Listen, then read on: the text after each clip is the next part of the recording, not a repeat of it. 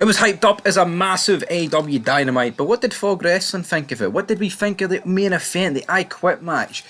I was going to say debuts, the supposed stars that came down and aligned for this show. Well, let's talk about it. Let's not waste much more time as I fold my wallet. You hear loose change rolling about. Tony Khan gives all his loose change to Okada and Sasha Banks, because that seems to be where all the money has went, guys. But it is AEW Dynamite, 20th of March 2024 review. And what did we kick this show off with? Well, to be honest, I thought this match was probably going to kick off the show. It's Okada taking on the big man known as Eddie Kingston, and tonight I have no idea what he was wearing. It was an absolute mess of a. It was an absolute mess of an outfit. So Kingston's wearing what he normally wears in the top half. The top looks so much better than the bottom. It's window shopper by 50 Cent went. That looks so much better than the bottom, so much better, and it does. How can a guy with a beer belly the size of Texas his top look better than his bottom? I do not know. It was like the worst attire I've ever seen in my puff, folks. I don't know what it is. Eddie Kingston, he did a spot off the ropes. He's going to pin Okada. He's sitting cross-legged at the ropes, trying to lean over. His beer belly is jiggling up and down. I'm near throwing up. The straps are coming down. The fingers are near going down my throat, trying to be sick, man, just about how bad this guy is. Guy is an absolute jobber. Kingston hits the ghetto blaster. Then it's a spinning power slam by Okada into the Rainmaker. Again, awful finishing maneuver. But new and winner, AEW Continental Champion Kazuchika Okada. So Okada has defeated Eddie Kingston. Fair play to him. But yeah, I mean, I'm not going to sit here and pretend that this match was good. I can't. Eddie Kingston, right, is the epitome of anyone can wrestle. And you know what? No one should be... See, wrestling, it shouldn't be a case of anyone can wrestle. I think when WWE brought that mindset in the early 2000s with Toughen Up, it was the wrong way to go. Because you know what? It gave the illusion that anyone could get into the business and make it. Look at the fucking state of Eddie Kingston. Anybody who's never been to the gym in their life and is massively overweight could inspire to be Eddie Kingston in wrestling. They could be.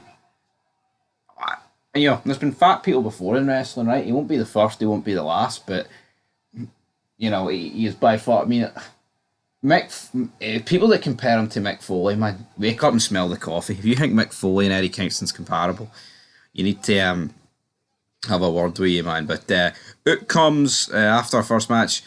Actually, maybe I got these two mixed up, I don't know, but Mercedes Moné comes out, say hello to our new CEO. This segment was pretty boring. She says, I near suffered a career-ending injury in New Japan Pro Wrestling. Asks the truck to play a video she put together showcasing who she is and what she's about. The video plays, minor setbacks lead to major comebacks, and she's going to lead a quote-unquote global revolution and face the best women in AEW and all over the globe. Monet says that she's close with Willow, and the lights then go out.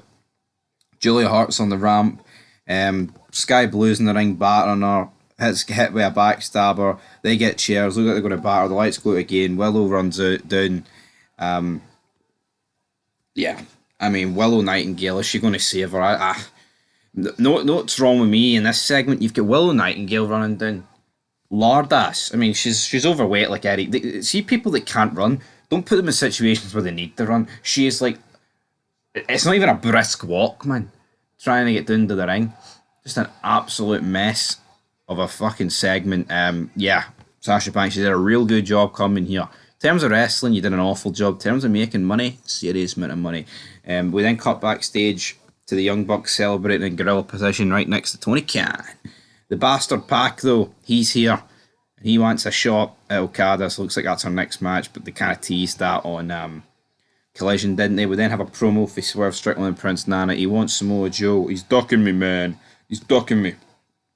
Willow says she's a different person when the bell rings. But then Mercedes Moné comes out of nowhere and says, it's nice to meet Statlander.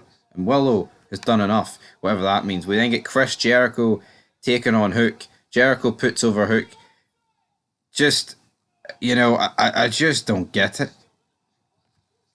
I just don't understand this match. Like, it just did nothing for me. Like, Hook's just dropping fat-ass Jericho. I mean, Jericho's just out of shape these days, man. Guy needs to wrap it up. He does. I mean, Jericho was so good for so long, such a prolonged career, but now he's going to absolute mince. Yeah, not exactly ideal. Not exactly ideal there. Fate, the big man. But yeah, he has to win via Cradle as well. It wasn't exactly ideal. Adam Cole then appears. He says, "I hate the feeling, the disappointment feeling. Wardlow, that's your new job." Jericho's in the back. He says, "Hook's a bad man. He'll be a future champion." Jericho says he's got a proposition for him next week.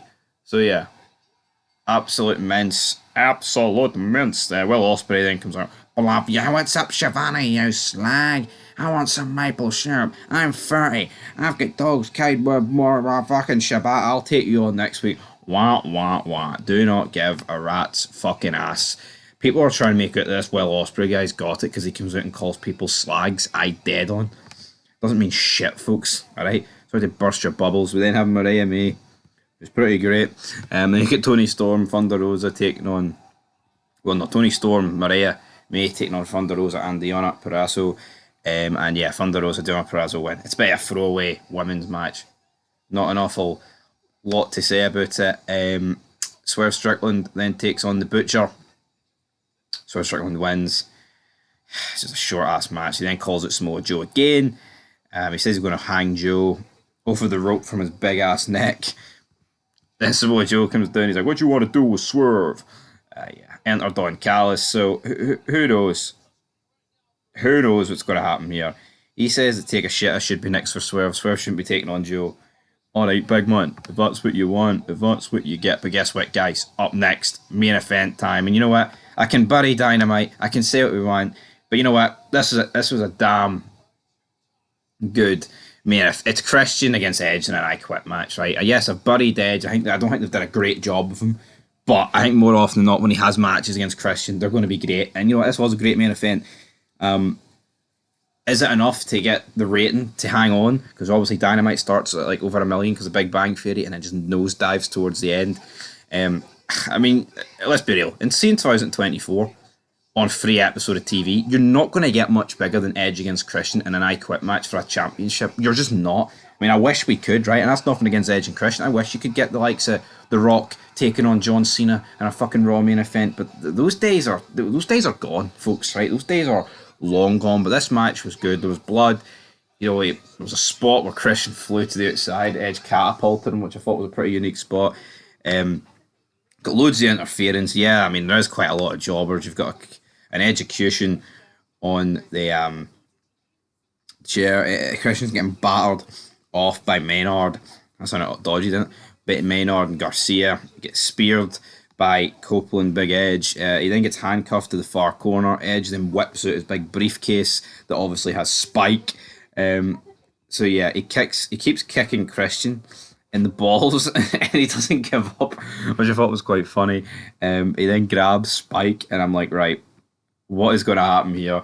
He then grabs Spike and you're like, right, Christian's probably going to quit before he actually hits him with this, and he launches it in his balls. Now obviously, right, he's not, Christian must be wearing some form of padding, right? He's not went out there unprotected, no pun intended, and took a spiked 2x4 to the crotch, right? That's just not happened.